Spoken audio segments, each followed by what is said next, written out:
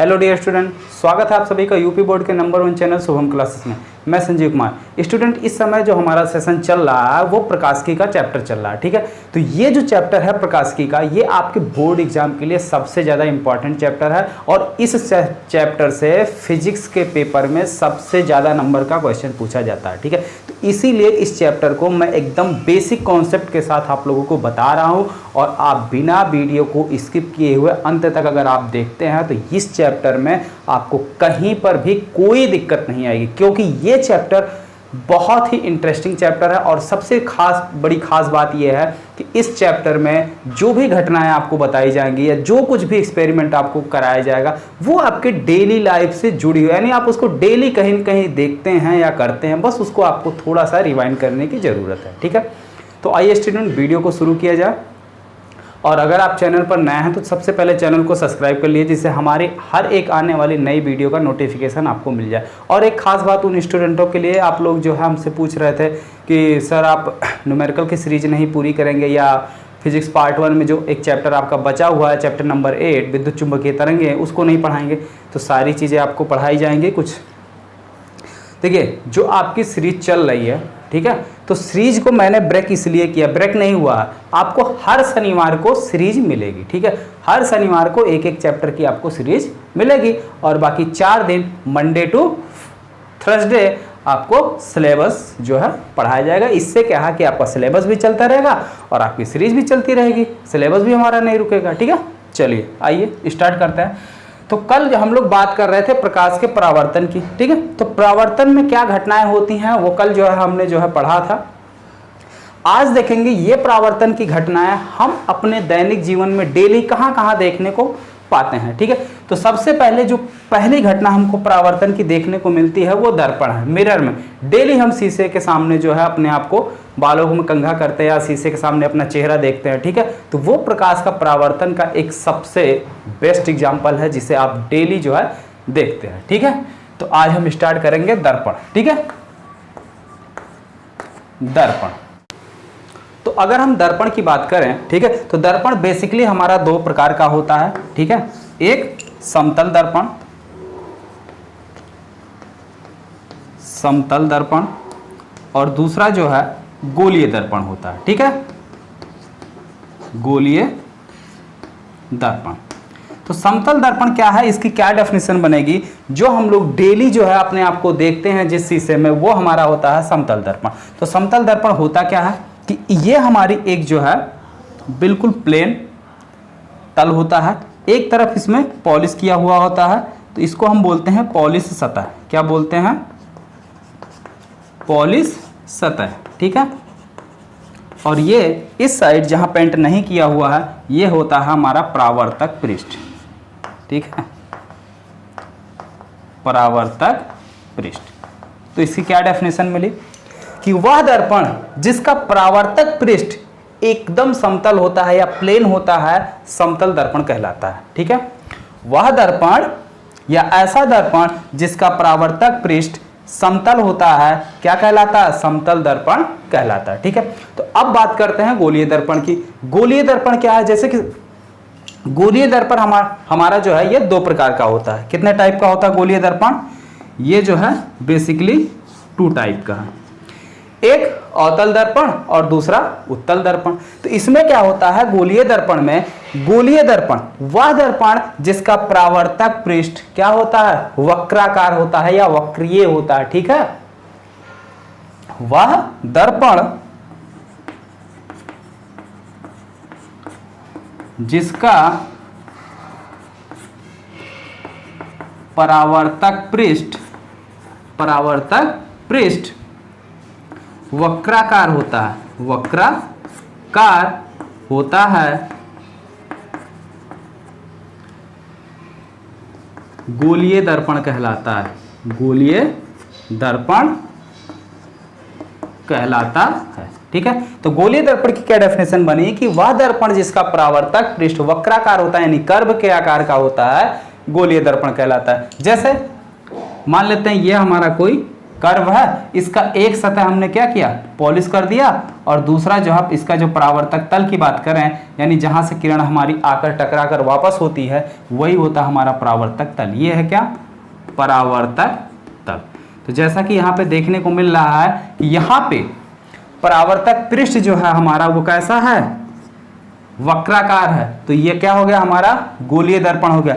अब गोलीय दर्पण को हम दो तरीके से जो है प्राप्त कर सकते हैं। एक तो क्या करें, इसका जो ये पॉलिश सतह है इसको अंदर के बजाय बाहर जो है पॉलिश कर दें, यानी इस प्रकार से पॉलिश कर दें, इस साइड हम पॉलिश कर दें, ठीक है। तो ये हमारी पॉलिश सतह हो जाएगी, ये पॉलिश सतह, और ये क्या हो जाएगा, परावर्तक पृष्ठ। इतनी बात क्लियर। अब देखो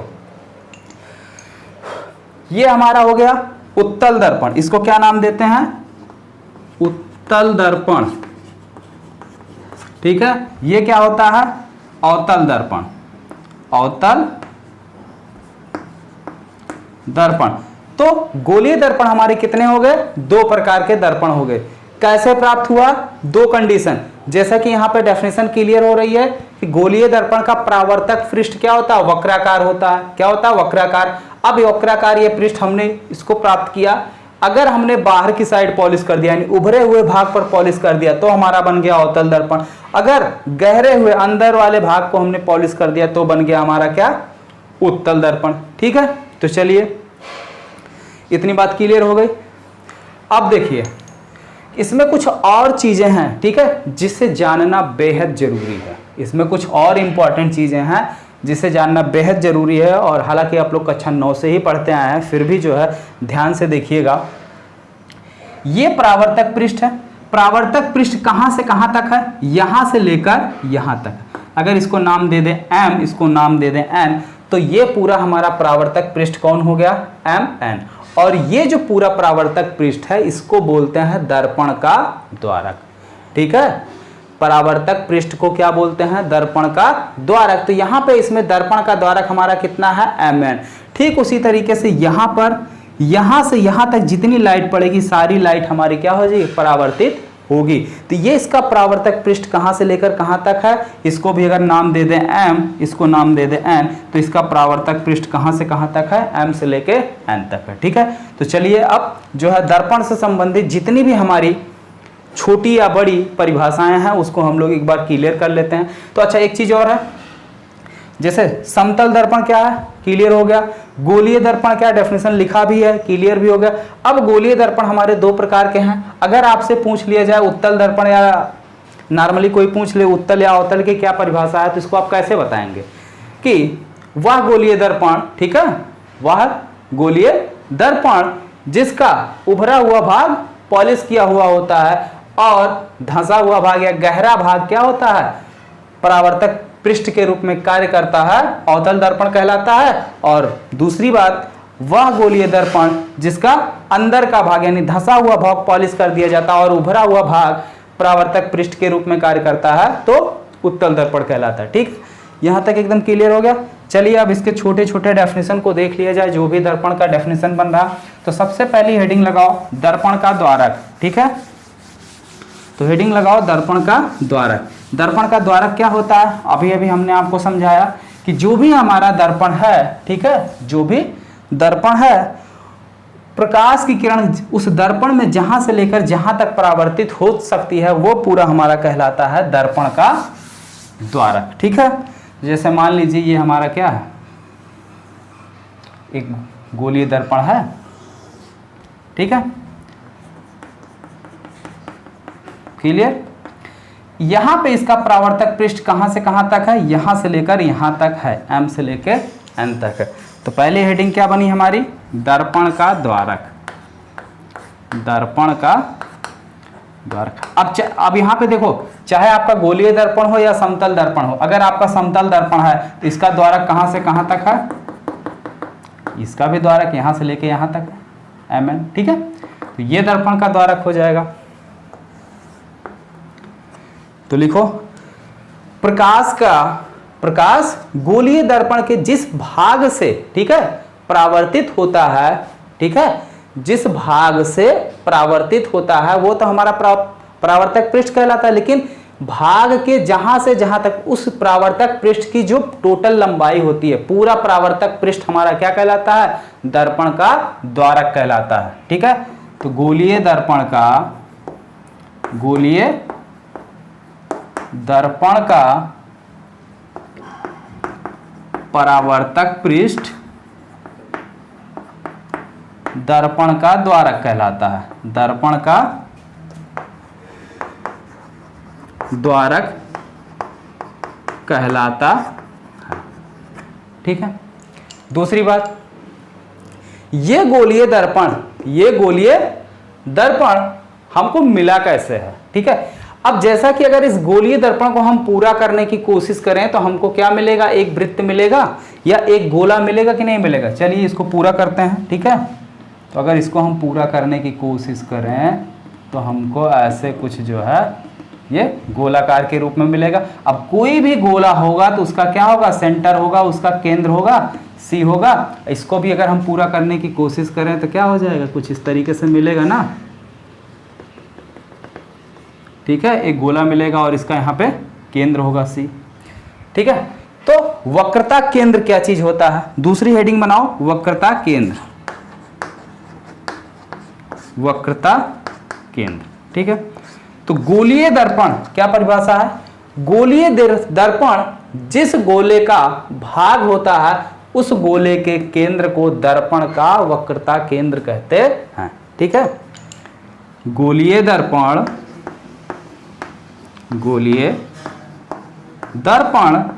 जिस खोखले गोले का भाग होता है, खोखले गोले का भाग होता है, उसे दर्पण का वक्रता केंद्र कहते हैं। वक्रता केंद्र कहते हैं और इससे सी से प्रदर्शित करते हैं। इसे कैपिटल सी से प्रदर्शित करते हैं। ठीक है, इसे कैपिटल सी से प्रदर्शित करते हैं। क्लियर? इतनी बात क्लियर हो गई? ठीक है, अब देखो अगला जो इंपॉर्टेंट डेफिनेशन है, ध्रुव यानी पोल किसे कहते हैं? वक्रता केंद्र को सेंटर ऑफ कर्वेचर कहते हैं। ठीक है, इसको इंग्लिश में बोलते हैं centre of curvature. Centre of curvature. ठीक है, दूसरा जो है अगली हेडिंग है ध्रुव। ठीक है, ध्रुव इसको बोलते हैं पोल। पोल तो ध्रुव क्या चीज है? तो जैसे कोई भी गोलीय दर्पण हो, ठीक है, कोई भी हमारा गोलीय दर्पण है तो गोलीय दर्पण का जो परावर्तक पृष्ठ है यानी द्वारक जो है, ठीक है, गोलीय दर्पण के द्वारक के केंद्र या द्वारक के मध्य बिंदु को क्या कहते हैं? दर्पण का ध्रुव कहते हैं। जैसे ये हमारा क्या गोलीय दर्पण, इसका द्वारक कितना है? m से लेके n तक, तो इसके मध्य बिंदु या इसके सेंटर को क्या बोलते हैं? पोल, और इसे P से कैपिटल P से प्रदर्शित करते हैं। तो क्या डेफिनेशन बन रही है? दर्पण के, ठीक है, गोलीय दर्पण के द्वारक के, ठीक है, द्वारक के मध्य बिंदु या केंद्र को दर्पण का ध्रुव कहते हैं। दर्पण का ध्रुव कहते हैं। एकदम क्लियर हो है परिभाषा, कोई दिक्कत नहीं है। ठीक है, जैसे जैसे बता रहे हैं आपको स्टेप वाइज अगर आप देखते चलेंगे तो आपको सारी चीजें अच्छे से याद भी हो जाएंगी। ठीक है, बहुत ज़्यादा जोर देने की ज़रूरत है। मेरा काम है यहाँ पे आपको चीज़ों को समझाना, रटाना नहीं। ठीक है, मेरा जो काम है मैं कोशिश करता हूँ कि आप चीज़ों को कम से कम रटें और ज़्यादा से ज़्यादा चीज़ों को समझें कि वो जो है हमारी चाहे डेफिनेशन हो या कोई भी थ्योरी हो, वो थ्योरी कहना क्या चाह रही है, डेफिनेशन में निचोड़ क्या है, उसका मतलब क्या है। ठीक है, रटने पर कभी मत फोकस करना और कभी भी चीज़ों को रटने की कोशिश मत करना, क्योंकि रटी हुई चीज़ें हमेशा भूल जाया करती हैं। दर्पण के द्वारक के मध्य बिंदु या केंद्र को दर्पण का ध्रुव कहते हैं। इसे कैपिटल P से प्रदर्शित करते हैं। ठीक है, इसे कैपिटल P से प्रदर्शित करते हैं। इतनी बात क्लियर हो गई, ठीक है। चलिए अब अगला हेडिंग बनाते हैं। अगली हेडिंग डाल लो, क्या डालोगे? वक्रता त्रिज्या, ठीक है, रेडियस ऑफ कर्वेचर। चौथी हेडिंग बनाओ, वक्रता त्रिज्या। वक्रता त्रिज्या यानी कि रेडियस ऑफ कर्वेचर।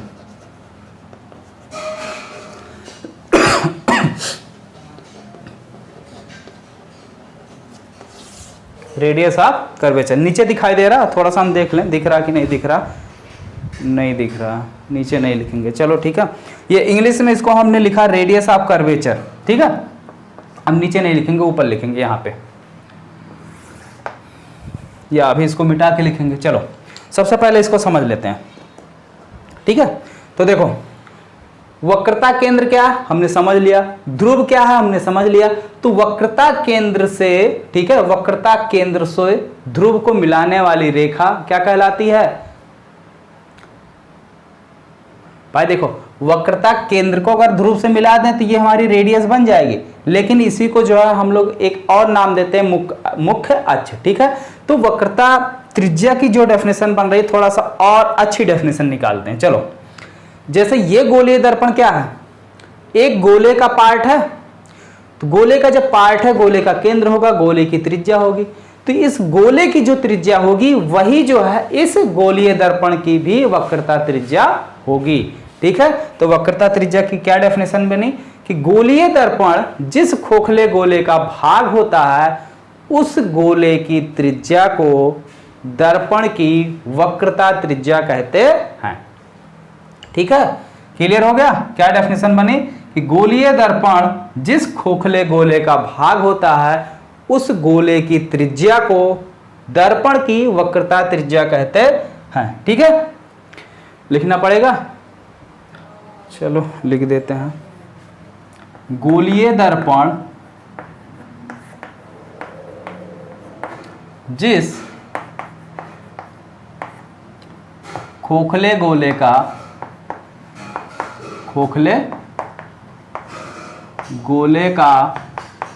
भाग होता है उसके त्रिज्या को या उसकी त्रिज्या को गोलीय दर्पण की वक्रता त्रिज्या कहते हैं। गोलीय दर्पण की वक्रता त्रिज्या कहते हैं। क्लियर हो गया? इसे कैपिटल R से प्रदर्शित करते हैं, ठीक है। इसे कैपिटल R से प्रदर्शित करते हैं। ये हो गई हमारी त्रिज्या, ठीक है। इसे कैसे प्रदर्शित करते हैं? कैपिटल R से। चलो अगली हेडिंग लेते हैं, पांचवा, दर्पण का मुख्य अक्ष, ठीक है। पांचवी हेडिंग है मुख्य अक्ष, जिसको इंग्लिश में बोलते हैं प्रिंसिपल एक्सिस। प्रिंसिपल एक्सिस, ठीक है, मुख्य अक्ष। तो मुख्य अक्ष होता क्या है? दर्पण के वक्रता केंद्र और ध्रुव को मिलाने वाली रेखा, ठीक है, मुख्य अक्ष कहलाती है। दर्पण के वक्रता केंद्र और ध्रुव को मिलाने वाली रेखा क्या कहलाती है? मुख्य अक्ष कहलाती है, ठीक है। दर्पण के वक्रता केंद्र और ध्रुव को मिलाने वाली रेखा मुख्य अक्ष कहलाती है। क्लियर? इसका भी मुख्य अक्ष इधर कहीं होगा, वक्रता केंद्र यहाँ लिए हैं तो ये इसकी मुख्य अक्ष हो गई, ठीक है।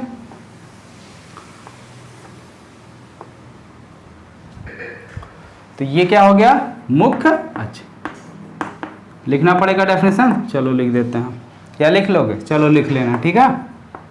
मुख्य अक्ष, इसको लिख लेना आप लोग। बहुत छोटी सी डेफिनेशन है, बहुत बड़ा नहीं है, बस सिंपल सी बात है, ठीक है, कि दर्पण के वक्रता केंद्र और ध्रुव को मिलाने वाली रेखा क्या कहलाती है? मुख्य अक्ष कहलाती है। चलो ये भी क्लियर हो गया। अब आते हैं, ठीक है, मुख्य फोकस। मुख्य फोकस क्या चीज है? मुख्य फोकस, छठी हेडिंग बनाओ, मुख्य फोकस।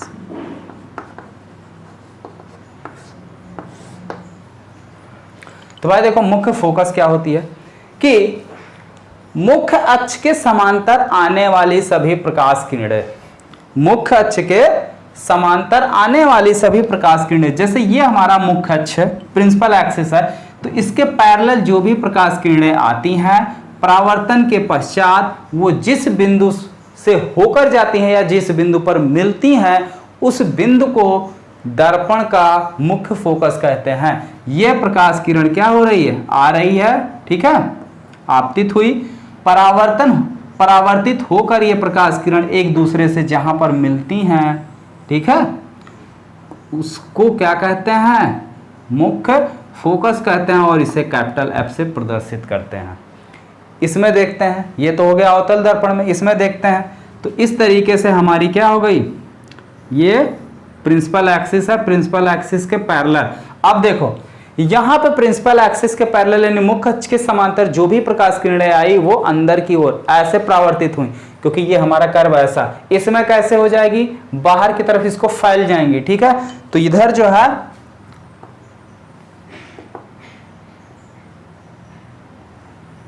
इस तरीके से निकल जाएगी, ऐसे आएगी, मुख्य अक्ष के समांतर आएगी और परावर्तित होके कहां चली जाएगी, इस साइड ऐसे निकल जाएगी, ठीक है, परावर्तित हो जाएगी।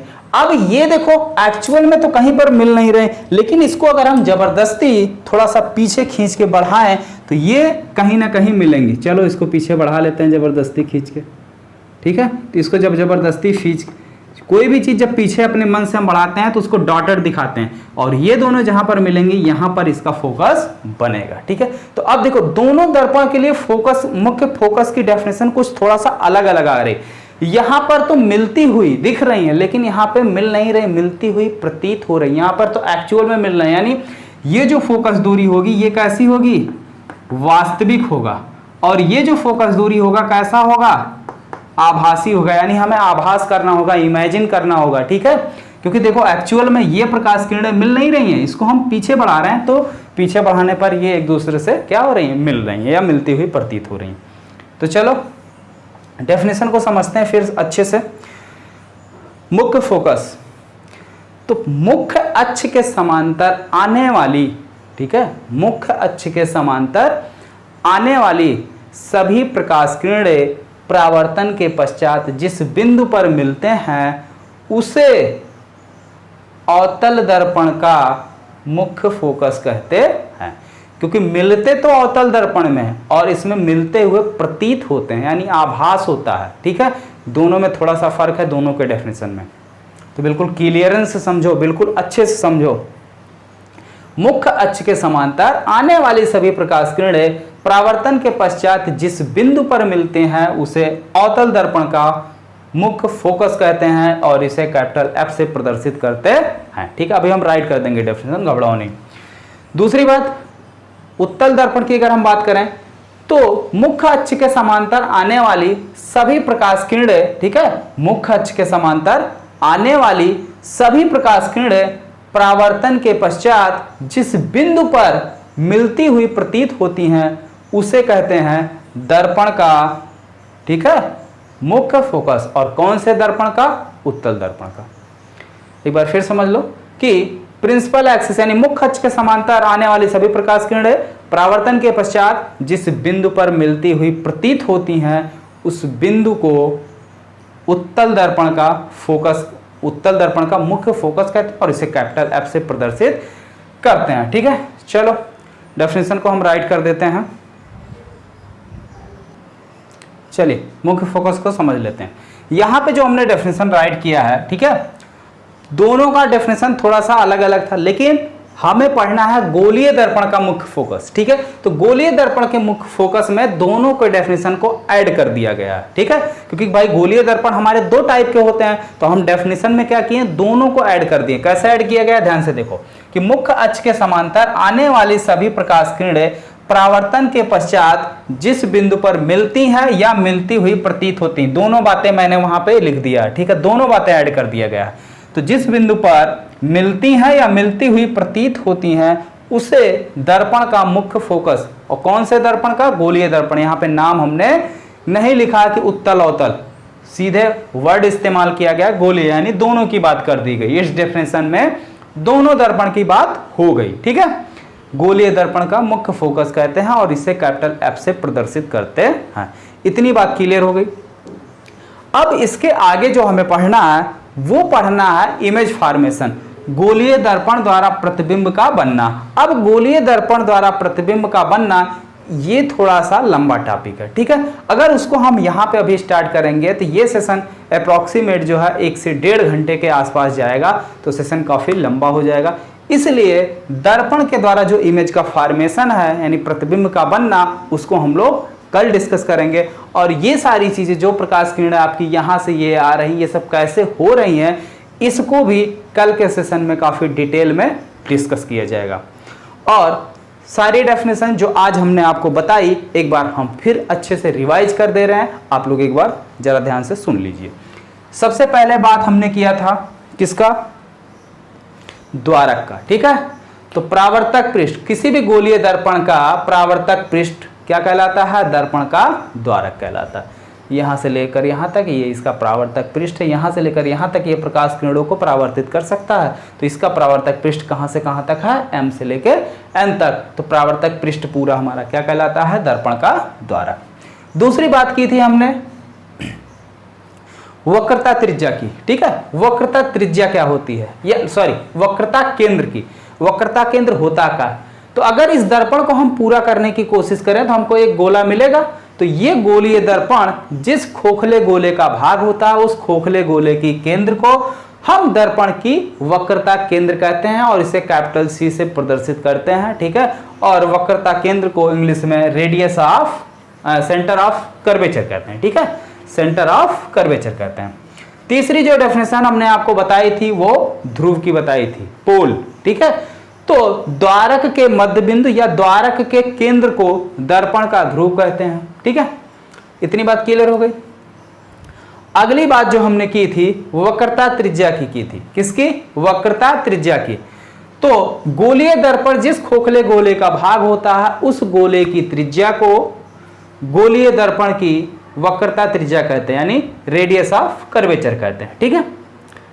और उसके बाद जो हमने बात किया था रेडियस ऑफ कर्वेचर हो गया, प्रिंसिपल एक्सिस मुख्य अक्ष का, ठीक है। तो मुख्य अक्ष क्या होता है कि वक्रता केंद्र और ध्रुव को मिलाने वाली रेखा को मुख्य अक्ष कहते हैं, ठीक। चलिए आते हैं लास्ट डेफिनेशन, मुख्य फोकस।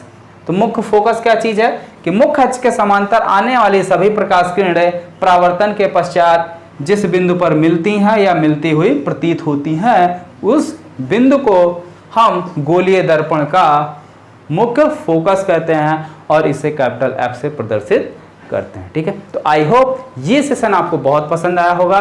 तो वीडियो को आप लोग लाइक कर दीजिए और अपने दोस्तों में भी अधिक से अधिक शेयर कर दीजिए। और अगर आप चैनल पर अभी नए हैं तो चैनल को सब्सक्राइब कर लीजिए और साथ ही बेल आइकन भी दबाइए, जिससे हमारे हर एक वीडियो का नोटिफिकेशन आपको आसानी से मिल जाए। और एक बार फिर मैं आपको रिमाइंड करा देता हूँ कि जो आपकी फिजिक्स की क्लासेस हैं वो डेली शाम के 6 बजे चलती हैं और मंडे टू थर्सडे 4 दिन आपको सिलेबस का वीडियो मिलेगा और सैटरडे एक दिन जो है आपको सीरीज कराई जाएगी, चाहे वो इम्पॉर्टेंट न्यूमेरिकल की सीरीज हो या फिर इम्पॉर्टेंट क्वेश्चन आंसर की सीरीज हो, ठीक है। एक सीरीज कंप्लीट होगी फिर दूसरी आपकी शुरू। इस समय हमारी इंपॉर्टेंट क्वेश्चन की चल रही, तो इंपॉर्टेंट क्वेश्चन हम कंप्लीट करके फिर न्यूमेरिकल को आगे बढ़ाएंगे, ओके।